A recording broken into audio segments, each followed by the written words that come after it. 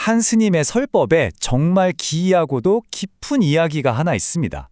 인생에서 가장 행복해야 할 순간이 사실은 가장 끔찍한 진실을 품고 있었다는 건데요.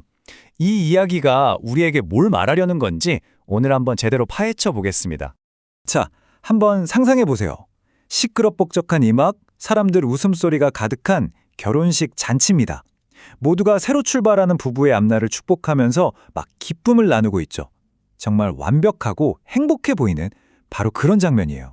그런데 이 기쁨이 넘치는 잔치 한가운데서 좀 이상한 일이 벌어집니다.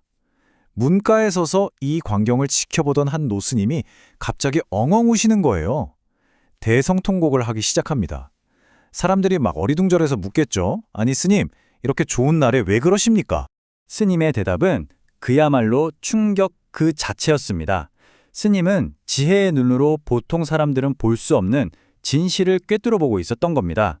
그게 뭐였냐면 신랑이 사실은 전생의 자기 할머니랑 결혼하고 있고 저기 식탁에 앉아있는 하객들은 전생에 도살됐던 조상들이며 솥 안에서는 전생의 친척들이 펄펄 끓고 있다는 끔찍한 현실이었어요.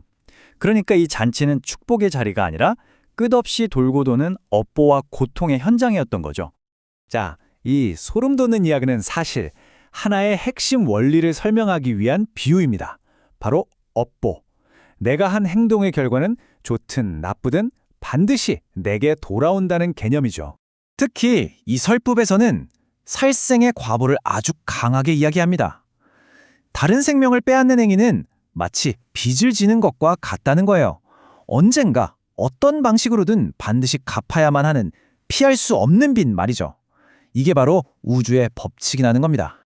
가르침은 정말 단호합니다. 살생하면 반드시 갚아야 합니다. 갚지 않을 수는 없습니다. 이건 그냥 그러면 안 좋다 정도의 도덕적인 권고가 아니에요. 이건 피할 수 없는 법칙이라는 거의 선언에 가깝습니다. 이 원칙이 얼마나 절대적인지는 한 일화를 보면 알 수 있는데요. 육식을 하는 티베트의 라마승들에게 물었더니 그들 중 단 한 명도 아니 우린 빚을 갚지 않아도 된다라고 말하지 않았다고 해요. 모두가 그 업의 빚이 얼마나 무거운지 알고 있었던 거죠. 자, 그럼 이 피할 수 없는 업의 빚 앞에서 우린 대체 뭘 할 수 있을까요? 여기서 설법은 두 가지 아주 다른 길을 보여줍니다. 여기가 정말 흥미로운 지점인데요. 두 수행의 목표가 완전히 다릅니다. 한쪽은 경전을 읽는 것처럼 공덕, 그러니까 복을 쌓아서 지금 이 세상에서의 삶을 좀 더 편안하게 만드는 거예요. 하지만 다른 한쪽, 선정이라고 부르는 명상수행은 목표가 다릅니다. 마음 자체를 깨끗하게 정화해서 이 고통의 순환, 윤회 자체를 아예 끊어버리는 걸 목표로 하거든요. 그렇다면 이 모든 고통의 사이클을 끊어버릴 수 있다는 선정이라는 건 대체 뭘까요? 우리가 흔히 생각하는 것처럼 그냥 조용히 앉아있는 것과는 차원이 다른 이야기입니다. 보통 명상이라고 하면 다들 조용히 눈 감고 앉아있는 모습을 떠올리잖아요? 그런데 과연 그게 전부일까요? 설법에서는 단호하게 아니라고 말합니다. 진정한 선정은 몸을 가만히 두는 게 중요한 게 아니에요. 오히려 그 반대입니다. 일을 하든 걷든 뭘 하든 상관없이 매 순간순간 내 마음이 어떻게 흘러가는지를 놓치지 않고 지켜보는 아주 역동적인 정신활동이라는 거죠. 이게 바로 지관수행의 핵심인데요. 첫째, 내 마음에서 무슨 생각이 일어나고 사라지는지 끊임없이 관찰하는 겁니다. 둘째, 그 과정에서 고요한 집중력과 날카로운 지혜가 균형을 딱 맞추도록 하는 거고요. 그리고 마지막으로 제일 중요한 건 이 노력을 잠깐 하고 마는 게 아니라 정말 꾸준하고 흔들림 없이 계속해 나가는 겁니다. 자, 이제 처음에 그 충격적인 이야기로 다시 돌아가서 이 모든 걸 한번 연결해보죠.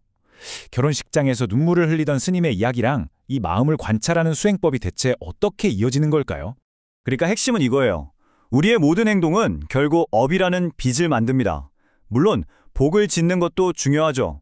하지만 이 고통의 근본적인 사슬, 이 지긋지긋한 업의 빚을 완전히 끊어내려면 결국 내 마음을 직접 들여다보고 정화하는 수행이 반드시 필요하다는 겁니다. 그리고 이 길이 결코 쉽지 않다는 걸 부처님의 이 말씀이 딱 보여줍니다. 지혜가 있는 이는 용맹정진하여 게으르지 않다. 이런 경지는 그냥 가만히 있는다고 저절로 오는 게 아니라는 거죠. 지혜를 가지고 정말 용맹하게 끊임없이 노력해야만 닿을 수 있다는 걸 강조하는 겁니다. 이 모든 이야기는 마지막으로 우리 각자에게 이런 질문을 던지는 것 같아요. 결혼식장의 스님이 보았던 것처럼 만약 우리가 하는 모든 행동이 언젠가 반드시 갚아야 할 빚으로 돌아온다면 우리는 지금 이 순간 어떤 선택을 해야 할까요? 한 번쯤 깊이 생각해 볼 문제입니다.